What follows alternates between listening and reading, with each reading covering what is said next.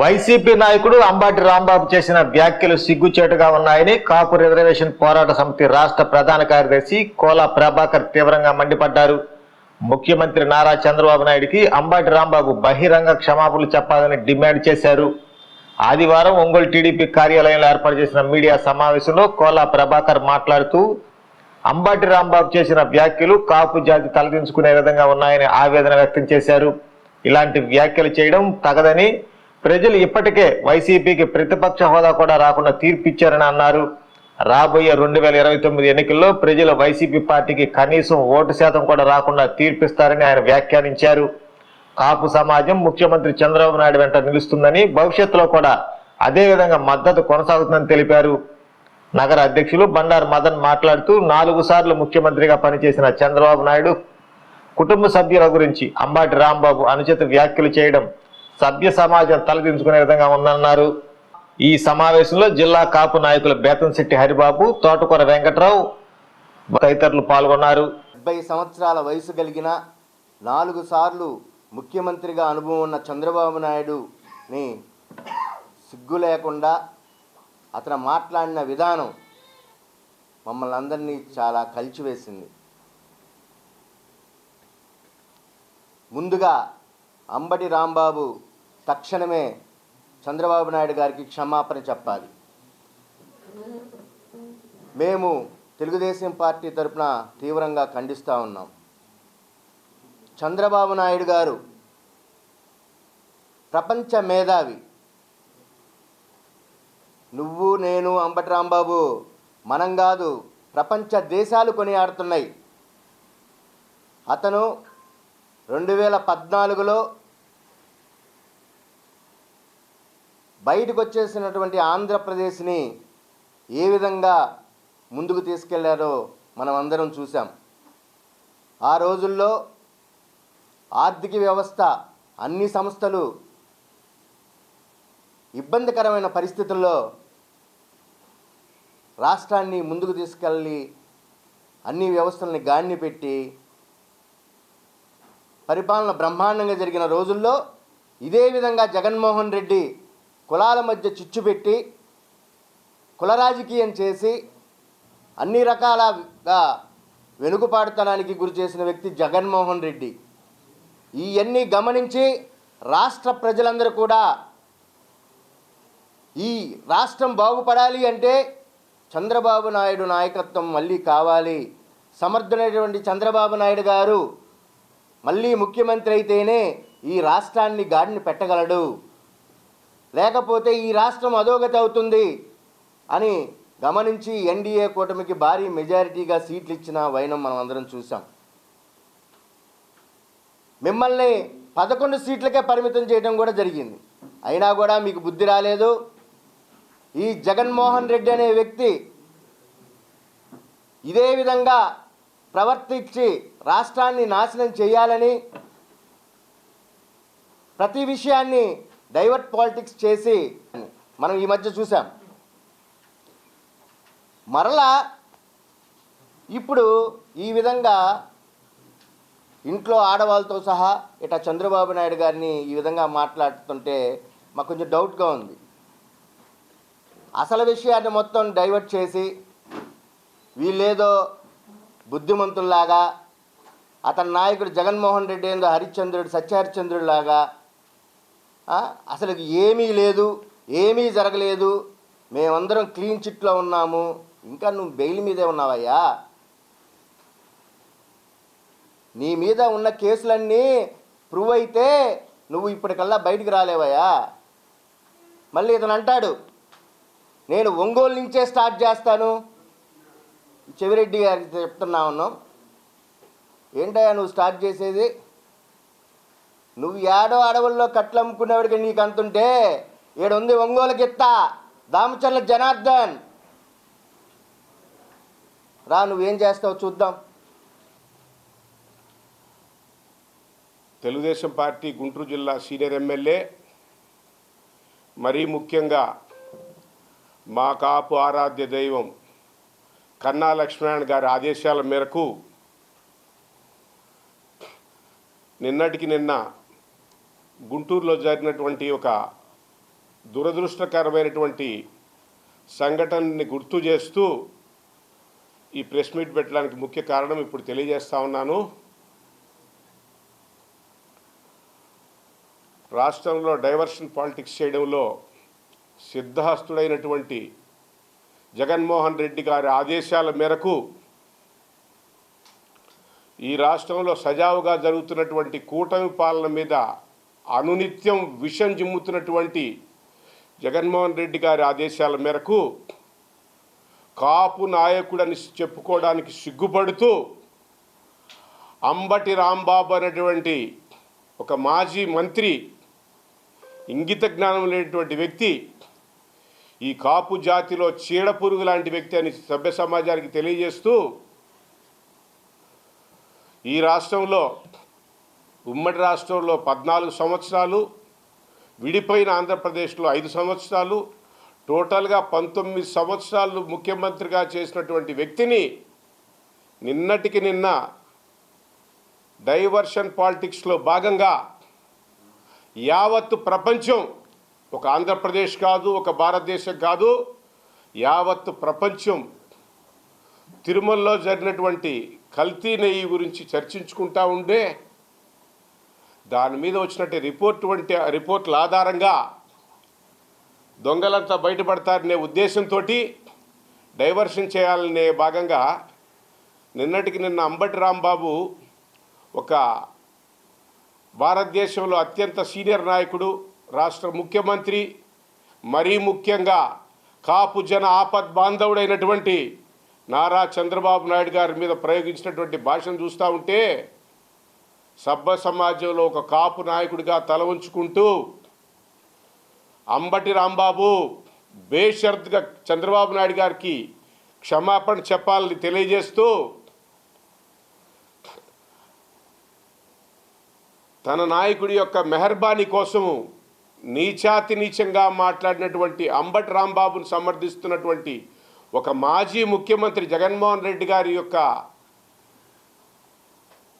అంబటి రాంబాబును సమర్థించే విధానం చూస్తూ ఉంటే, అయ్యా జగన్మోహన్ రెడ్డి,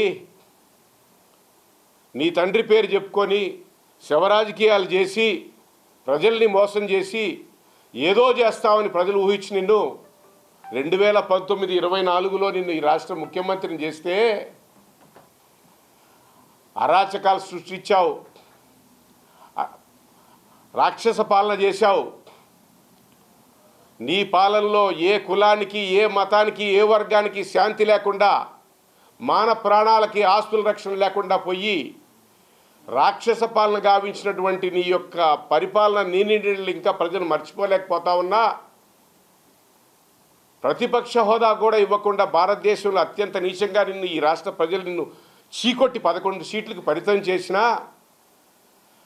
కనీసం పశ్చాత్తాపడే విధంగా నువ్వు ప్రవర్తించకుండా ఈ రోజుకి కూడా రాక్షసుల్ని, రౌడీల్ని, ఈ రాష్ట్ర ప్రభుత్వాన్ని అస్థిరతం చేసే విధంగా నువ్వు ప్రవర్తిస్తూ ఉంటే నిన్నటికి నేను చూస్తూ ఉన్నాం. 265 రోజులు కల్తీ మద్యం కేసులో జైల్లో ఉండి బయటకు వచ్చిన చెవిరెడ్డి భాస్కర్ రెడ్డిని చూస్తూ ఉంటే ఏదో సాధించాము, ఏదో ఆనందం పొందామనే దొంగల్లాగా ఏదైనా సాధిస్తే, ఎలక్షన్లో గెలిస్తే, ఒక మంచి పని చేస్తే ఊరేగింపులు చేసుకుంటారు. కానీ మర్డరిస్టులు, కల్తీ మద్యం చేసిన ముద్దాయిలు ఊరేగింపులతో ప్రజల మధ్యకు వస్తూ ఉంటే ఈ రాష్ట్ర ప్రజలు మిమ్మల్ని ఇంకా చీకొడుతున్నారని తెలియజేస్తూ జగన్మోహన్ రెడ్డి గారికి జోగి రమేష్ విత్ ఎవిడెన్స్తో సహా కల్తీ మద్యం కేసులో జైల్లోంచి వచ్చాడు. చెవిరెడ్డి భాస్కర్ రెడ్డి 265 రోజులు జైల్లోంచి వచ్చాడు. వీళ్ళని ప్రజల మీద ఉసిగొలుపుతూ నిత్యం కూటమి ప్రభుత్వం మీద విషం చిమ్ముతున్నటువంటి నీ యొక్క విధానాన్ని చూస్తే 2029 జరిగే ఎన్నికల్లో జగన్మోహన్ రెడ్డి గారు 11 సీట్లు వచ్చినాయి నీకు. ఈసారి election commission YSRCP Congress party రద్దు చేసే విధంగా ఈ రాష్ట్ర ప్రజలు తీర్పిస్తారని తెలియజేస్తూ ప్రతినిత్యం ఫేక్ అకౌంట్లతోటి చంద్రబాబు నాయుడు గారి మీద మార్ఫింగ్ ఫోటోలతోటి పవన్ కళ్యాణ్ మీద వీళ్ళ మధ్య విభేదాలు సృష్టించాలని చూస్తూ ఉండే కొద్దీ కూటమి నాయకుడు పవన్ కళ్యాణ్ గారు ఒకటే మాట చెప్పారు, ఈ రాష్ట్రానికి అత్యంత అనుభవం ఉన్నటువంటి వ్యక్తి చంద్రబాబు నాయుడు గారిలో పనిచేయడానికి నేను గర్వంగా ఉన్నాను పవన్ కళ్యాణ్ తెలియజేస్తుంటే, కాపు నాయకుడిగా గర్వపడుతూ మేము కూడా ఇక్కడ చెప్పాం, దామచర్ల జనార్దన్ గారు 17 సంవత్సరాలు నువ్వు ఎమ్మెల్యేగా ఉండాలని వర్డిక్ట్ ఇచ్చారండి, మామూలుగా 5 సంవత్సరాలు ఇస్తారు. 2014-19లో ఒంగోలులో అపోజిషన్లో ఉన్నా కూడా ఎంతో డెవలప్ చేస్తే ప్రజలు మోసానికి లోబడిపోయి నిన్ను ఓడించిన తర్వాత పశ్చాత్తాపం చెంది ఒంగోలు చరిత్రలో అత్యంత మెజారిటీతో నిన్ను గెలిపించారయ్యా ప్రజలను తెలియజేస్తూ, జగన్మోహన్ రెడ్డి గారి పాలనలో కొన్ని నీలి నీడలు మీకు ఈరోజు మళ్ళీ గుర్తు చేస్తున్నాను, ప్రజలు ఇంకా మర్చిపోలేదయ్యా. సిగ్గు లేకుండా సజ్జల రామకృష్ణారెడ్డి గారు చెప్తారు, నెయ్యిలో కల్తీ సహజం అంటాడు. అత్యున్నతమైనటువంటి కల్తీ నెయ్యి రిపోర్ట్లో 249 కోట్ల రూపాయల అవినీతి జరిగిందని నేషనల్ డైరీ డెవలప్మెంట్ బోర్డు అత్యున్నతమైనటువంటి సంస్థ డిక్లేర్ చేసింది. వెజిటబుల్ ఫ్యాట్తో పాటు జంతువుల నెయ్యి కల్తీ జరిగిందని అన్ని దర్యాప్తు సంస్థలు తేల్చినా కూడా డైవర్షన్ పాలిటిక్స్లో భాగంగా దొంగే దొంగ అన్నట్టు నిన్నటికి నిన్న వైఎస్ఆర్సీపీ పార్టీ అన్ని గుళ్ళుకెళ్ళి ఏదో కార్యక్రమం చేస్తా సాక్షాత్తు వెంకటేశ్వర స్వామిని కూడా మోసం చేసిన విధానం వాళ్ళని చూస్తూ ఉంటే భగవంతుడు శిక్షించినా కూడా వీళ్ళకి ఇంకా పశ్చాత్తాపం తెలీదా అని తెలియజేస్తూ, అయ్యా నీ గవర్నమెంట్లో ఉమ్మడి ప్రకాశం జిల్లాలో కొన్ని సంఘటనలు మీకు గుర్తు చేస్తూ ఉన్నా. ఈ రాష్ట్ర ప్రజలు జగన్మోహన్ రెడ్డి గారు మీ అరాచక పాలన మర్చిపోలేదండి. బాపట్లలో 10th క్లాస్ చదివే అమ్మాయిని ఈవ్ టీజింగ్ చేస్తా వైసీపీ నాయకుడు ఉంటే అభం శుభం తెలియనటువంటి 10వ తరగతి చదువుతున్నటువంటి ఒక బాబు మా అక్కని గొడవ చేస్తున్నారేందని అడిగితే పెట్రోల్ పోసి తగలబెట్టినటువంటి వైసీపీ నాయకుడు చింతల వెంకటేశ్వరరెడ్డి విషయం ఇంకా మర్చిపోలేదండి రాష్ట్ర ప్రజలు.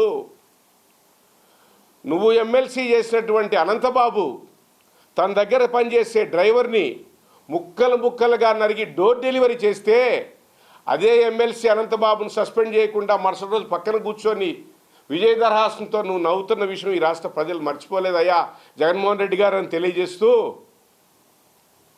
కరోనాలో మాస్కులు సరైన విధానంలో అందిలేదని చెప్పి అడిగినటువంటి దళిత డాక్టర్ సుధాకర్ బాబుని సభ్య సమాజంలో మానసిక రోగిగా చిత్రించి అతన్ని చంపిన విధానం ఇంకా మర్చిపోలేదు జగన్మోహన్ రెడ్డి గారు.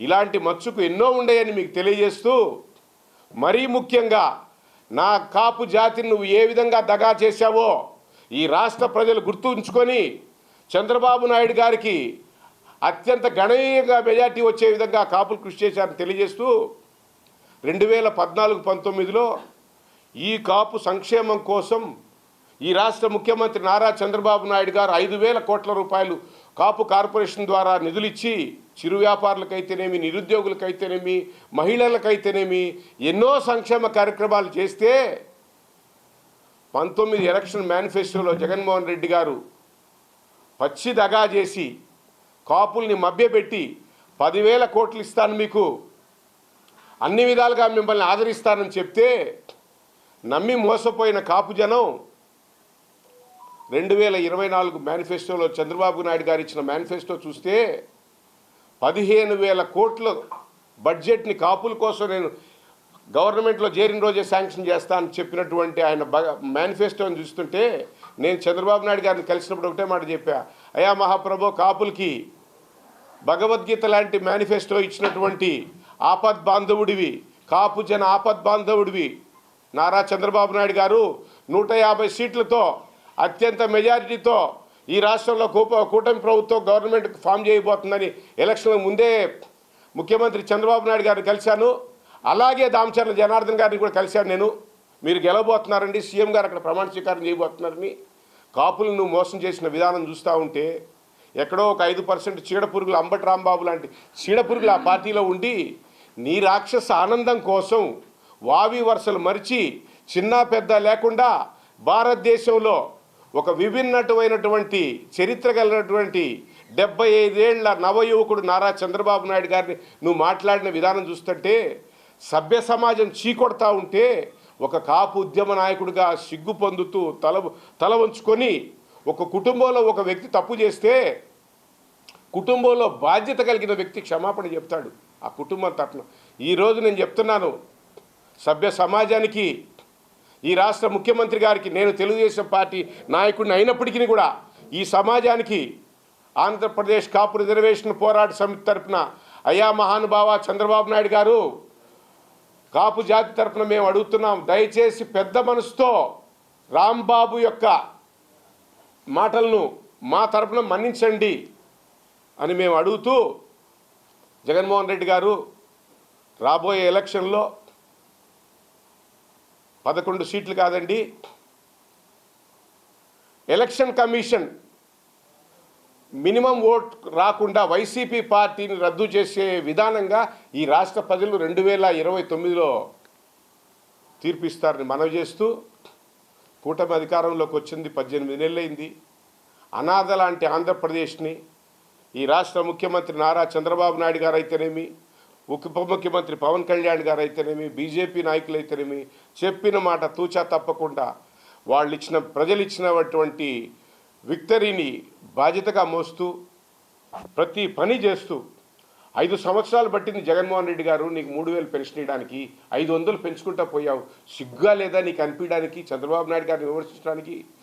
ప్రమాణ స్వీకారం చేసిన రోజే 4000 రూపాయలు ఇచ్చినటువంటి ఘనత ఈ రాష్ట్ర ముఖ్యమంత్రి నారా చంద్రబాబు నాయుడు గారు దాన్ని తెలియజేస్తూ, బీదవాడికి పట్టెడు అన్నం పెట్టే ఉద్దేశంతో మూతబడిన అన్నా క్యాంటీన్లు తెరిచి 5 రూపాయలకే ఆకలి తీరుస్తున్నటువంటి ఈ ముఖ్యమంత్రి నారా చంద్రబాబు నాయుడు గారు దాన్ని తెలియజేస్తూ, మహిళలకి 3 సిలిండర్లు గెలిచిన రోజే సంతకం పెట్టిస్తున్నటువంటి వ్యక్తి ఈ రాష్ట్ర ముఖ్యమంత్రి నారా చంద్రబాబు నాయుడు గారు తెలియజేస్తూ, శ్రీశక్తి ద్వారా మాట ఇచ్చాడు, మహిళలకి ఫ్రీ బస్సు సౌకర్యం కలిగించాడు. ఎన్నో ఆర్థిక వ్యయ ప్రయాసాలకు వదిలించినా కూడా, బడ్జెట్ అనుకూలంగా లేకపోయినా కూడా, కేంద్రంలో మన అదృష్టం ఏంటంటే మోడీ గారు ఈ రాష్ట్రంలో ఉన్నటువంటి చంద్రబాబు నాయుడు గారికి ఉన్నటువంటి మెజారిటీ ఎంపీల ద్వారా అనునిత్యం రాష్ట్రం కోసం పోరాడుతూ ఫండ్స్ తీసుకున్నటువంటి రాష్ట్ర ముఖ్యమంత్రి చంద్రబాబు నాయుడు గారిని విమర్శించడానికి ఒక రాక్షసులు అయినటువంటి నీకు ఎలా మనసు ఒప్పుతుందని ఈ రాష్ట్ర ప్రజలు, ఒక కాపు ప్రజలుగా నేను అడుగుతా మిమ్మల్ని. నిన్నటికి నిన్న ఈ రాష్ట్ర ప్రజల దాహార్తి తీర్చడానికి నారా చంద్రబాబు నాయుడు గారు గతంలో ఆగిపోయినటువంటి 23,000 కోట్ల రూపాయల ఫండ్స్లో జల్ జీవన్ పథకం ద్వారా 13,000 కోట్లు శాంక్షన్ చేయించుకొని నిన్న వస్తే ప్రతి ఇంటికి కొళాయి ఇచ్చి రాష్ట్ర ప్రజలు దాహార్తి తీరుస్తున్నానని చెప్పినటువంటి చంద్రబాబు నాయుడు గారిని చూస్తుంటే, అమెరికాలో ఎక్కడో చెప్పుకోవడానికి సిలికాన్ వ్యాలీ ఉంది, భారతదేశంలో ఆంధ్రప్రదేశ్ యొక్క క్యాపిటల్ని ప్రపంచ పటంలో చూసే విధంగా చేస్తా అని తెలియజేస్తూ, గర్వంగా క్వాంటమ్ వ్యాలీని డెవలప్ చేస్తానటువంటి ఈ రాష్ట్ర ముఖ్యమంత్రిని చూస్తూ ఉంటే, సగటు ఆంధ్రప్రదేశ్ ఓటర్గా ఒక కాపు నాయకుడిగా గర్వపడుతున్నా అని తెలియజేస్తూ, మరీ ముఖ్యంగా నిరుద్యోగ యువకులకి ఉద్యోగ అవకాశాలు కల్పించే విధంగా ప్రపంచ చరిత్రలో గర్వంగా చెప్తున్న ఒక అమెరికాలో సిలికాన్ వ్యాలీ తర్వాత 1,00,000 కోట్లతోటి గూగుల్ డేటా సెంటర్ని చంద్రబాబు నాయుడు గారు తీసుకొచ్చిన విధానం చూస్తూ ఉంటే, యావత్తు భారతదేశం ముక్కు మీద నోరు వేసుకొని చూస్తూ ఉన్నారు. గూగుల్ CEO స్వతహాగా తమిళైనటువంటి సుందర్ పిచాయిని ఇన్ఫ్లుయెన్స్ చేసి తెచ్చుకుందామని తమిళనాడు ముఖ్యమంత్రి ట్రై చేశాడు, కర్ణాటక ముఖ్యమంత్రి ట్రై చేశారు. వీళ్ళందరినీ కాకుండా అట్రాక్ట్ చేసి రాష్ట్రానికి తీసుకొచ్చి వాళ్ళకి ఏం కావాలో ఇన్ఫ్రాస్ట్రక్చర్ తీసుకొస్తారని వాళ్ళని వైజాగ్లో అనౌన్స్ చేసిన విధానం చూస్తే, తమిళ్ పేపర్లో ఒకరోజు చూశారండి, దినతంతి అనే తమిళ్ పత్రికలో చంద్రబాబు నాయుడు గారు ఫ్రంట్ ఫోటో వేసి విక్టరీ ఫోటో చూసి మాగుంట శ్రీనివాసరెడ్డి గారు ఆఫీస్లో చూశాను, ఎంపీ గారి ఆఫీస్లో, ఏం సార్ ఈ తమిళ్లో చంద్రబాబు నాయుడు గారు ఫోటో వేశారని అడిగాను నేను. ఎంపీ గారికి తమిళ్ వచ్చింది కాబట్టి ఒకటే మాట చెప్పాడు, నలయిల్లామే సెందిట్టారన్నారు. నిశ్శబ్ద మాంత్రికుడు, మౌనంతో ఏదైనా సాధించగలిగినటువంటి వ్యక్తి చంద్రబాబు నాయుడు అని ఇతర రాష్ట్రాల్లో కూడా చంద్రబాబు నాయుడిని గర్వంగా పొగుడుతూ ఉంటే నీకెట్ట మనసు ఒప్పుతుందయా? ఒక మంచిని చూసి ఇప్పుడు అపోజిషన్ లీడర్స్ కూడా గవర్నమెంట్ని పొగిన సందర్భాలు ఉన్నాయి. నిత్యం విషయం జమ్ముతున్నావు నువ్వు, నీలో పశ్చాత్తాపం లేదు. ఈ రాష్ట్ర ప్రజలు గమనిస్తూ ఉన్నారు, విద్యార్థులు గమనిస్తూ ఉన్నారు, ఎంప్లాయీస్ గౌరవిస్తున్నారు, చూస్తూ ఉన్నారు నిన్ను. 29 ఎలక్షన్లో వైసీపీ పార్టీ ఎలక్షన్ కమిషన్ రద్దు చేస్తుంది. ఆ పరిణామాలు ఇప్పటి నుంచే కనపడుతున్నాయని మీ అందరికీ తెలియజేస్తూ, అలాగే ఒంగోలులో కూడా మరీ ముఖ్యంగా ప్రకాశం జిల్లాలో గర్వంగా చెప్పగలను. ఉమ్మడి ప్రకాశంలో 25 సంవత్సరాల చరిత్రలో ఎంతోమంది ఎమ్మెల్యేలు చూసాము, గవర్నమెంట్లు చూసాము. ప్రజలు ఇచ్చిన మెజారిటీ తోటి ఎమ్మెల్యే దామచర్ల జనార్దన్ గారు 200 కోట్ల రూపాయలతోటి ఒంగోలు నలుమూలలా డ్రైనేజీలు అయితేనేమి, కల్వర్ట్లు అయితేనేమి, పార్కులు అయితేనేమి, శ్మశానాలు అయితేనేమి అన్ని విధాలుగా డెవలప్ చేస్తూ, డెవలప్మెంట్ అంటే ఇట్లా ఉంటుందని ఒంగోలు ప్రజలు పార్టీలకు అతీతంగా ఆయన్ని వేనోళ్ళ కొనియాడుతూ ఉంటే, ఎక్కడో ఉంటారు 5% ఇంటి దొంగలు కావచ్చు, బయట వాళ్ళు కావచ్చు, ఎప్పుడూ పనిచేసే వాళ్ళనే విమర్శిస్తూ ఉంటారు. పనిచేయని వాళ్ళని ఎవరేమనరు. గతంలో అన్నారు ఉన్న పాలకులు రోడ్డు మీద రోడ్డు వేశారు, కాలువ మీద కాలువ వేశారు, రోజు నీళ్ళు ఇస్తామన్నారు, అడ్రస్ లేకుండా పోయారు.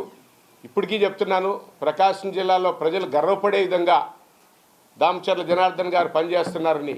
గతంలో ముఖ్యమంత్రి గారిని కలిసినప్పుడు కూడా దర్శిలో ఇదే మాట చెప్పాను. హెడ్ క్వార్టర్లో ఒక పార్టీకి ఐకానిక్ లాంటి ఎమ్మెల్యే సార్, మీకు మంచి పేరు తెచ్చినటువంటి ఎమ్మెల్యేని మాకు ఇచ్చినందుకు కాపు జాతి తరఫున మీకు ధన్యవాదాలు తెలియజేస్తున్నాను మన దర్శిలో కూడా సీఎం గారికి చెప్పడం జరిగింది. మరీ ముఖ్యంగా ప్రకాశం జిల్లా ప్రజల ఆకాంక్ష అయినటువంటి ఎయిర్పోర్ట్ సాధనలో మాగుంట గారికి వెన్నంటూ తోడు ఉండి మ్యాచింగ్ గ్రాంట్ చంద్రబాబు నాయుడు గారి దగ్గరికి తీసుకురావడం అయితేనేమి, 400 కోట్లతోటి అమృత్ పథకం తీసుకొచ్చి ఒంగోలుకి ప్రతిరోజు నీళ్ళు ఇస్తారని చెప్పకుండా, వాగ్దానం చెప్పకుండా చేస్తున్నటువంటి దామచర్ల జనార్దన్ గారికి ధన్యవాదాలు తెలియజేస్తూ, రాష్ట్ర వ్యాప్తంగా ఉన్న కాపులందరూ చంద్రబాబు నాయుడు గారిని మేము ఒకటే కోరుకుంటున్నాము. ప్రతి చోట ఉంటారయ్యా ఇంటి దొంగలు కానీ, ఏ దొంగలు కానీ, చీడపురుగులు ఉంటారు. తులసివనంలో గంజాయి మొక్క లాంటి అంబటి రాంబాబు యొక్క మాటల్ని ఈ కాపు జాతి సిగ్గుతో తలవంచుకుంటూ, మీరు పెద్ద మనసుతో తెలుగుదేశంలో ఉన్నటువంటి కాపు ఉద్యమ నాయకులందరూ మిమ్మల్ని చేస్తున్నటువంటి రిక్వెస్ట్ ఒకటే, ఈ రాష్ట్ర ప్రజలు 15 సంవత్సరాలు మీ అనుభవం ఈ రాష్ట్రానికి కావాలి. భారతదేశంలో అత్యున్నతంగా అమరావతిని మీరు తీర్చిదిద్దడంలో ప్రతి సగటు కాపు, ప్రతి ఓటరు మీ యొక్క అభివృద్ధిని కాంక్షిస్తున్నారు. ఇంకొక 10 సంవత్సరాలు మీరే ముఖ్యమంత్రిగా ఉండాలని ఈ రాష్ట్ర ప్రజలు కోరుకుంటున్నారు. వాళ్ళందరి దీవెనలు మీకుండయి. ఆ చల్లని దేవదేవుడు వెంకటేశ్వర స్వామి ఆశీస్సులు మీకుండయి. తిరుపతిలో జగన్మోహన్ రెడ్డి గారు చేసినటువంటి అకృత్యాలు, అరాచకాలు, హిందూ ధర్మం చేసిన దాడి, ఇవన్నీ చూస్తూ ఉంటే కల్తీ కళ్ళు నెయ్యి మీద ఈరోజు ప్రపంచవ్యాప్తంగా ఈరోజు డిస్కషన్ చేసుకుంటూ జగన్మోహన్ రెడ్డి గారిని చీకొడతా ఉంటే, డైవర్షన్ పాలిటిక్స్లో భాగంగా ఈ ఆంబోతు రాంబాబు ఇష్యూ అని తెలియజేస్తూ, ఎవరు నమ్మే పరిస్థితి లేరు. మరొక్కసారి చంద్రబాబు నాయుడు గారిని పెద్ద మనసుతో మమ్మల్ని అందరినీ మన్నించండి అని కోరుతూ, మీరు చేసే ప్రతి కార్యక్రమంలో మళ్ళీ ఇంకొక 10 సార్లు ఈ రాష్ట్ర కాపు జాతి మొత్తం మీ వెంటే నడుస్తారు. మళ్ళీ మిమ్మల్ని అలాగే కూటమి అధికారంలో ఉంటుంది. మీ యొక్క సహాయ సహకార్యాలు ఉండాలి. ఈ రాష్ట్ర ప్రగతికి మీ యొక్క అనుభవం ఎంతో అవసరమని తెలియజేస్తూ, అలాగే నారా లోకేష్ గారు అయితేనేమి, యువత నిరుద్యోగులు పడుతున్న తపన చూసి, ఉద్యోగాల కల్పనలో తను పడుతున్నటువంటి తపన చూసి ఒక దావోస్కి వెళ్తేనేమి, ఎంతోమంది ఇండస్ట్రియలిస్టులు తీసుకొచ్చి భారతదేశం ఇప్పటికీ 1.5 ఇయర్లో 755 కంపెనీలు ఈఎంఐలు కుదుర్చుకున్నాయంటే ఒక చంద్రబాబు నాయుడు గారి యొక్క సామర్థ్యం అయితేనేమి, లోకేష్ గారి యొక్క నైపుణ్యం అయితే చూసి వస్తున్నారు. కానీ అయ్యా జగన్మోహన్ రెడ్డి గారు, మీరు అధికారంలో ఉన్నప్పుడు ఉన్న ఫ్యాక్టరీలు కూడా తరలించుకొని వెళ్ళిపోయారా భయపడిపోయి. ఈరోజు 100 మంది కంపెనీలు ఈరోజు ఎంఓఏలు కుదుర్చుకొని నాయుడు గారి ఆధ్వర్యంలో మేము ఉంటామని నిన్న టాటా వాళ్ళు డేటా సెంటర్ వైజాగ్లో స్టార్ట్ చేస్తామని వచ్చారు. ఫస్ట్ గూగుల్ దగ్గర నుంచి అందరూ వస్తున్నారు. 25,000 మంది ఉద్యోగాలు వైజాగ్లో అడిషనల్గా కలిపిపోతున్నారు. మరో 10 సంవత్సరాలు పవన్ కళ్యాణ్ గారు చెప్పినట్టు చంద్రబాబు నాయుడు గారి నాయకత్వంలో ఈ రాష్ట్రంలో తెలుగుదేశం పార్టీ అధికారంలో ఉంటుందని మీ అందరికీ తెలియజేస్తూ ధన్యవాదాలు సార్. ప్రజల్లో బతకటం వేస్ట్. అంతలా నారా చంద్రబాబు నాయుడు ఒక దేవుడు లాంటి వ్యక్తిని రేత్రి పగులు అనే తేడా లేకుండా ఈ 24 గంటలు ప్రజల కోసం ఎట్లా కష్టపడాలా, ఇంకా ఏది తేవాలా, ఏ ప్రాజెక్టు తేవాలా, ఏది తేవాలా అనే దీని మీద కృషితోటి ఆయన కష్టపడుతున్నాడు. ఆయన అడుగుజాడల్లో ఆ బిడ్డ కూడా ఆయన కన్నా ఇంక ఎక్కువ చేసి చూపించాలా అనే తపనలో ఆయన ఉన్నాడు. చిన్న వయసు అయినా కూడా ఆ తపనలో ఉన్నాడు. మరి ఎప్పుడు కష్టం చేసేవాడికి ఎప్పుడు ఫలితం ఉంటుంది. అట్లనే ముఖ్యమంత్రి గారికి ఏమి చేసినా ఆయన ఫలితం, ఆయన ఘనత ఆయనకు ఉంటుంది. ఈ కూటమి ప్రభుత్వంలో ఏమి ఇంక చేయలేక వాడికి పిచ్చి పట్టింది. రాంబాబుకి పిచ్చి పట్టి ఏదేదో వాగుతున్నాడు, వాగాడు, అయిపోయింది. ఇక ఇప్పుడు జనంలో ముఖం చూడలేక సూసైడ్ చేసుకుంటే అతనికి బాగుంటుందని నేను నా యొక్క ఇది చెప్తున్నాను. అంత బతికిన మనిషి వాడు నిజంగా అయితే వెంబడాన ఏం అనబడలేదు. ఎందుకంటే కష్టపడేవాడికి ప్రతి వాడికి తెలుస్తుంది ఎవరు కష్టపడుతున్నారు, ఏ ముఖ్యమంత్రి కష్టపడుతున్నాడు. ఇప్పుడు 5 ఏళ్ళు 19లో గెలవటమే ఒక నరకం. గెలిచిన దానికి 10 ఏళ్ళు వెనకబడిపోయాం ఇప్పుడు మన ఇది. అట్లనే అది కాదు, ఇంకా 15 ఏళ్ళు ఆయన మనం ఇదే పరిపాలనతో జరుగుతుందని బాగా మీకు తెలిసే ఉంటుంది. వెనకటికి మన గ్రామాల్లో ఒక ఆంబోతుని పోతురాజుకో అంకం తల్లికో వదిలిపెట్టేవాళ్ళు. అది పొలాల గట్ల మీద చేలల్లో పడి ఇష్టం వచ్చినట్టు మేసి కనపడ్డన్న ఆ పాడి గేదెల్ని వాటిని కూడా దాడుతూ ఉంటుందని చెప్పేసి చెప్తూ ఉంటారు విషయాన్ని. ఆ విధంగా ఈ అరగంట రాంబాబు ఆంబోతులాగా రెచ్చిపోయి మతిస్థిమితం లేకుండా మనుషులను చూసి అతను నిన్న మాట్లాడిన మాటలు ఈ పబ్లిక్గా చెప్పాలంటే కూడా చాలా ఇబ్బందికరమైన పరిస్థితిగా ఉంది. నాయకుడి దగ్గర గుర్తింపు పొందొచ్చు, ఇంతకు మించి ఏదైనా ప్రజలకి అందుబాటులో ఉండి ప్రజలకు ఏదైనా సేవ చేస్తే ప్రజలుగా మనం దగ్గర అవుతాం. అలా కాకుండా కనపడ్డ నాయకుడిని, కనపడ్డ వివిధ నాయకులని పార్టీ ఆఫీసులను తగలబెట్టి ఆ విధంగా గుర్తింపు పొందాలని చెప్పేసి వీళ్ళు ఈ విధంగా రివర్స్ టెండరింగు, రివర్స్ పాలిటిక్స్ ఈ విధంగా చేయటం వాళ్ళు ఎంతవరకు సబాబు? ఇదంతా ప్రజలంతా గమనిస్తూనే ఉంటారు. మిస్టర్ రాంబాబు ప్రజలు తెలివి తక్కువ వాళ్ళు కాదు, ప్రజలకు అన్నీ తెలుసు. ప్రజలు సకాలంలో సరైన నిర్ణయం తీసుకుంటారు. రేపు 2029లో మీకు తగిన బుద్ధి చెప్తారని చెప్పేసి భావిస్తూ సెలవు తీసుకుంటున్నాను. ఆడపిల్లే ఆశపడ్డాను, బంగారు తల్లి పెళ్లి కూతురాయనే, మనసంతా నిందనే, సొంతం బంధం నువ్వే, బంగారం నువ్వే. CMR Jewelry for your golden moments. విచ్చేయండి CMR jewellery, Tulasiram theatre, Kurnool road, Ongole.